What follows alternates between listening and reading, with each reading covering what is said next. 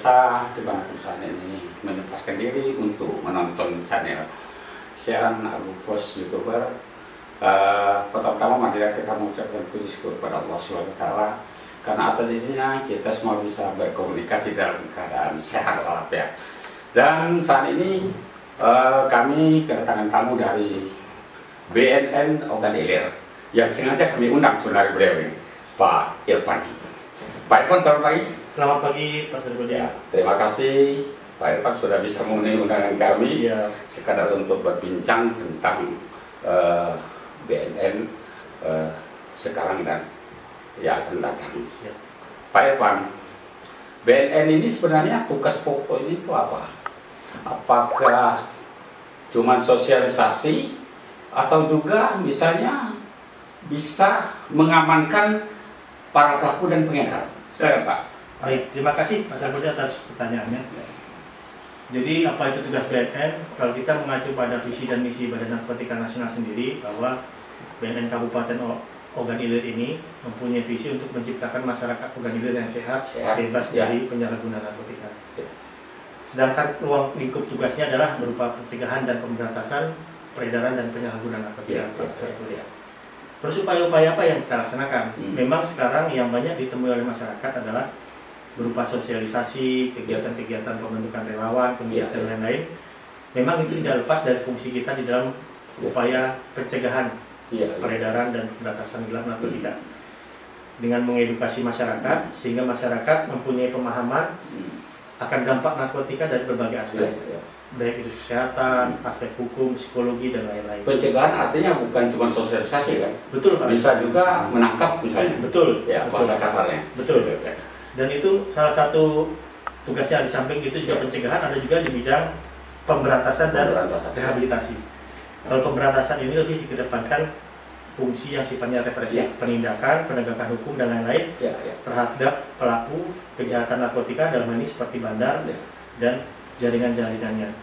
Sedangkan rehabilitasi ini adalah untuk membuat bagi masyarakat yang sudah terlanjur menggunakan narkotika dalam ini sebagai pecandu dan penyalahguna, untuk mereka direhabilitasi atau diobati atau di treatment secara baik agar mereka lepas dari ketergantungan terhadap narkotika, istilahnya nggak kecanduan lagi Pak Sergodi, dan diharapkan dengan dia nggak kecanduan lagi, maka dia bisa berfungsi sosial kembali di tengah-tengah masyarakat. Berbicara masalah rehabilitasi, di Ogan Ilir sendiri ada tempatnya atau kita masih kampung?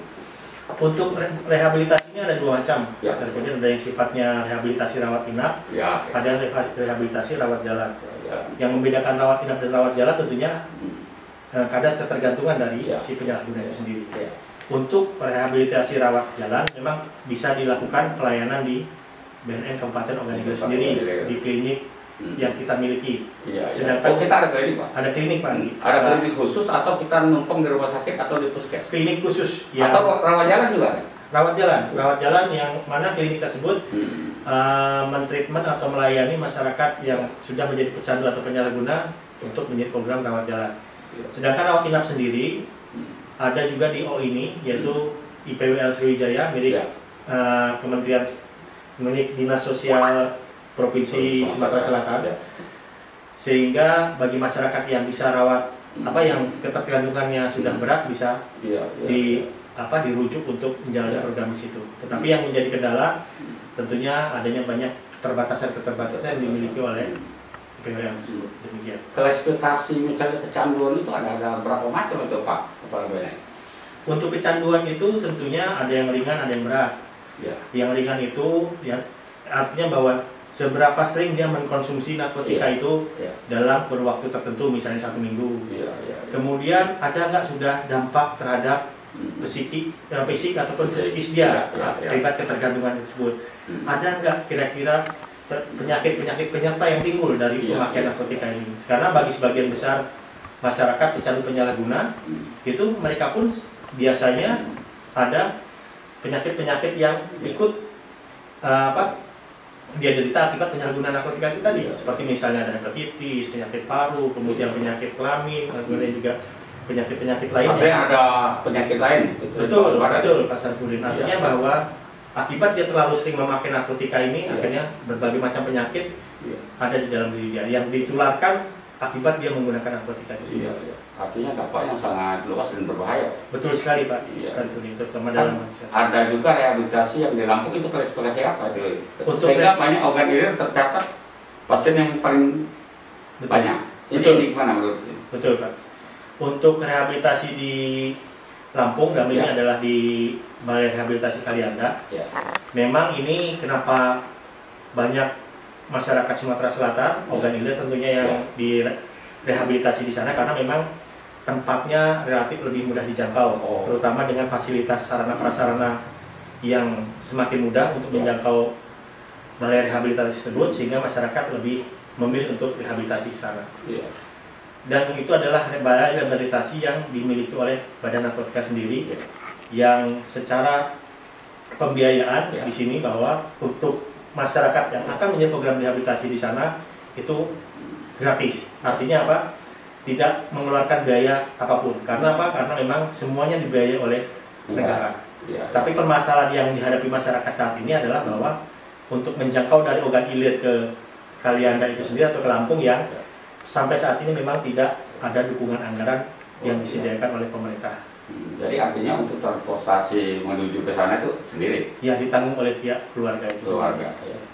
Kebetulan memang banyak yang keluarga yang mengharapkan kesembuhannya. Betul Pak Sarjana. Ya. Memang dengan seringnya kita melakukan sosialisasi, seringnya kita melakukan edukasi kepada masyarakat, banyak masyarakat kita yang sudah mulai terbuka, pola berpikirnya sudah bukan, kalau dulu memang pecandu ini bagi keluarga dianggap aib, tetapi saat ini mungkin sudah berubah mindset tersebut, bahwa orang yang pecandu ini merupakan orang yang sakit yang harus kita berikan perhatian khusus, kita harus berikan pendampingan. Artinya tingkat kesadaran sudah lumayan Pak? Betul Pak.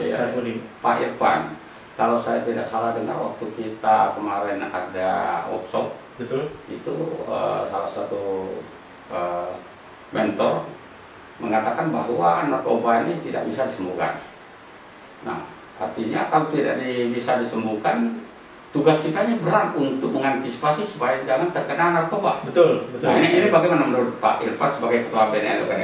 Memang kalau di pecandu narkotika ini kita bawa tidak membuat mereka sembuh Pak, tapi membuat mereka pulih. Bedanya apa sekarang sembuh sama pulih? Kita analogikan mungkin orang yang terkena penyakit diabetes. Orang kena penyakit diabetes itu mungkin nggak bisa sembuh Pak, tetapi dia pulih. Artinya di saat dia bisa menjaga kadar gula darah yang ada di dalam. Karena ada penyakit lain tadi? Bukan Pak Sarjana, artinya penyakit tersebut bisa sewaktu-waktu kambuh lagi. Pecandu itu seperti itu Pak. Di saat dia menemukan faktor pemicu yang menyebabkan dia memakai kembali, kemungkinan dia akan jatuh atau istilah kita relapse terhadap penyalahgunaan narkotika itu kembali. Oleh karena itu kewajiban kita semua tentunya untuk menjaga mereka yang sudah menjalani program rehabilitasi, untuk agar dia tetap menjaga keterpulihan dia tadi.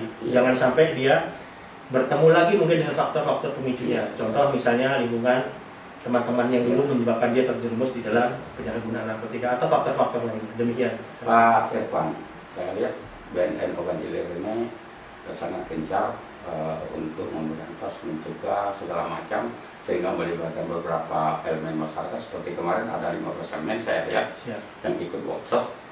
Nah, ini harapan kita terhadap itu, dan sekarang dampak dari sosialisasi yang selama ini ada nggak perubahan, menurun angkanya pemakai atau misal pengedarnya, ada nggak? Baik, untuk maksud kita merangkul seluruh elemen masyarakat itu tentunya adalah kita memahami Pak Saripudin bahwa BNN mempunyai banyak keterbatasan. Tanpa peran serta masyarakat tentunya kita tidak bisa bekerja secara maksimal. Kegiatan yang kita laksanakan adalah dengan mengajak seluruh elemen masyarakat, menggugah mereka untuk ikut bersama-sama memerangi narkotika di lingkungan kita masing-masing. Di lingkungan, misalnya di lingkungan tokoh-tokoh agama, tokoh-tokoh masyarakat, tokoh-tokoh pemuda, dan lain-lain. Dan ini tentunya pasti akan berdampak terhadap angka penurunan narkotika itu sendiri.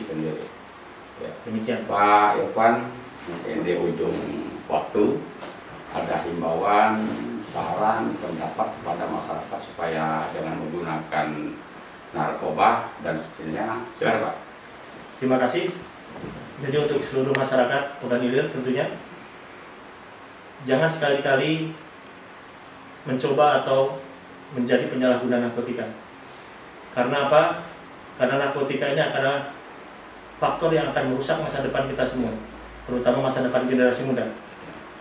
Jagalah badan dan tubuh kita dari narkotika, jadilah generasi yang sehat, generasi yang cemerlang, raih cita-citamu, dan jangan hancurkan dengan narkoba. Demikian.